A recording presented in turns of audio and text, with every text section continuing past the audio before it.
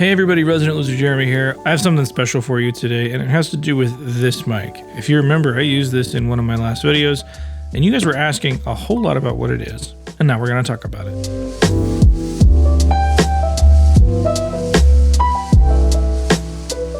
I feel like the world of microphones hasn't changed a whole lot. If we're being totally honest, we see a lot of the same form factors, a lot of the same tricks, just repackaged. There are standouts, there are special mics, there are those mics that just inspire. Enter Ohma, O-H-M-A, ohmaworld.com if you want to check them out. I had an old buddy reach out to me, say he was working with a new company. Told me a long time ago about what they were going to work on, what the plans and the visions for the company were. Fast forward like 6 or 7 months, he reaches out to me again, and they actually have product. The ideas he was talking about were kind of crazy, and I didn't really understand it. And you hear like, hey, we're going to do something different with microphones. And you hear that stuff a lot. And sometimes it under-delivers. But I hadn't seen a company like this. Full disclosure right off the bat, they sent me 3 mics. 2 of those are mine to keep, and I plan on purchasing the 3rd one with my own money. They're not technically sponsoring a video, but I did get 2 microphones. But the surprising thing, besides the mics themselves, are the price.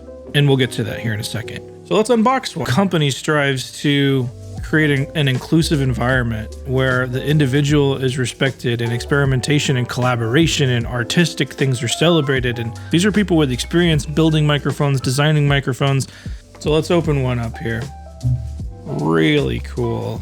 And what the heck is up with these guitar picks down here? Well, let's talk about it. So right now I'm speaking into a condenser, and let's actually pull this up on the website. If we go to the microphones, you'll see the different kinds, and those are screen sets. We'll talk about that in a second.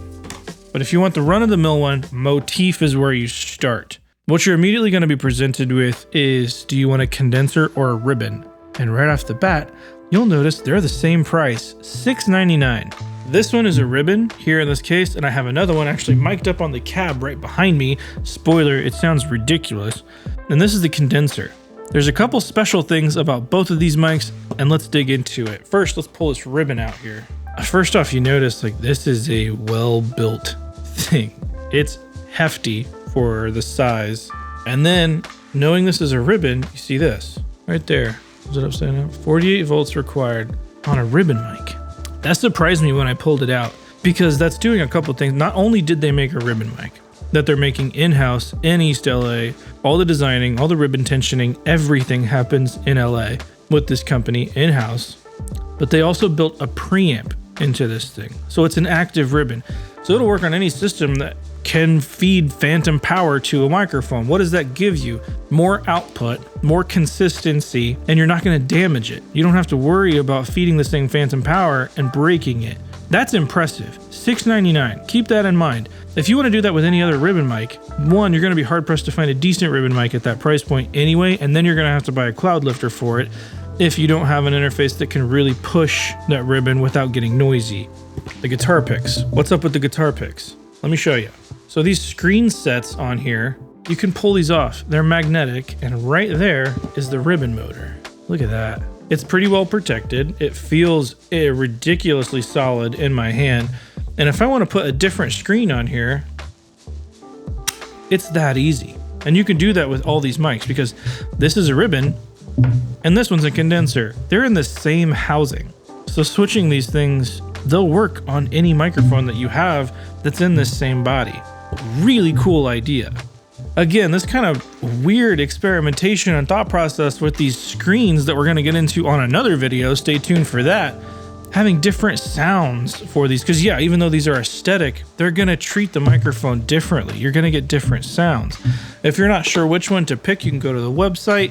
What screen should I choose? It'll talk about the differences in all these options that you may want to pick.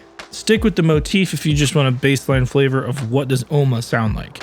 But now let's talk about this condenser. Now let's get a little nerdy for a second. One, the circuitry on this thing sounds great. Keep in mind, $6.99. The capsule on this is edge terminated. What does that really mean? I'm not sure how easy this is going to be to see, but if you look at the capsule of other mics, typically you see that round capsule with a screw right in the middle, right there. See that screw right in the middle of the capsule? That's a center terminated capsule. You see that on a whole lot of microphones. A center termination is going to get you a little bit more stability. It's going to scoop out the mid. A lot of mics do this center terminated things. Think U87, U67, U487. Big heavy hitters definitely do the center terminated thing. Not good nor bad, just different. Okay, so what does an edge terminated capsule do? You're not going to have as much stability in the middle of that capsule, so it can be a little more sensitive to plosives. And they've done a really good job with this housing that it handles plosives. Just go back and watch my video. I did not use a windscreen with it. I am now because I want to see what the differences are. You're going to get a lot more presence in those mids because they're not being dampened by a center termination, and you're going to get a wider frequency range, extended lows, extended highs. So if you want to think about a microphone that does this, I am not 100% sure, but I am pretty sure on Periphery's new record P5, he's using an Upton C12. Someone correct me if I'm wrong, but it definitely looks like a C12 body. If it's not Upton, it's another C12 kind of replica. That mic is one of the most sought after mics. Well, definitely one of the most expensive if you go back and get an original. A lot of the replicas from that mic are using kind of that same design of a CK12 capsule. Now, I'm not going to say this is a cheap C12 because clearly there are differences. Those are tube mics. This is a FET mic, but it has flavors of that, and it's $6.99. It definitely has that feeling of the mids being pushed forward.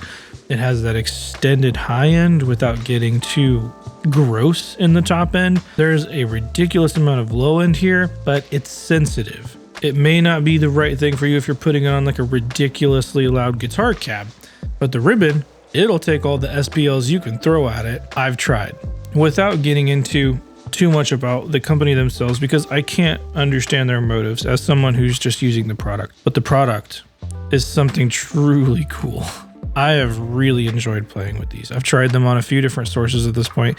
I have a whole lot more to try, and if you want to hear those, stick around for other videos where we're going to go over some screen sets. I'm going to try these ribbons. We're going to see what this condenser can do on different sources.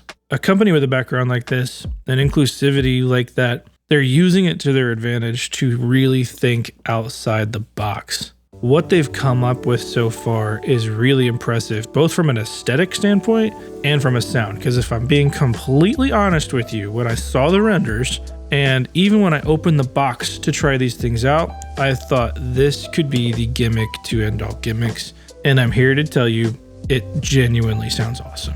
These are really cool people making genuine US products that reflects their individuality and their background in a way that like is really inspiring, because these things, when I have used them and when other artists have seen them, they've contributed to the aesthetic, one, and then the sound. Not to mention that the form factor, which I thought was weird, actually makes it crazy beneficial. And this being a ribbon, this one in particular, one of the cool things about a ribbon is its side rejection. Well, its housing allows you to get in somewhere real tight and turn it. I had an artist come in and do a guitar track and do vocals at the same time, and I was able to position this to reject the vocal in a crazy precise way. I can do that with my other ribbons. I have an R44 and an R88, but those things are massive and they're heavy and they're hard to place, and you have to use cloud lifters, and this just fit right in. I think what Ohma's doing is really cool. Their whole thing about blurring the lines between artistry and technology is really coming across on my end. If you guys want to check them out, go to ohmaworld.com, reach out, ask some questions. I'm Resident Loser Jeremy, and I've got some mics to play with. I'll see you in the next one.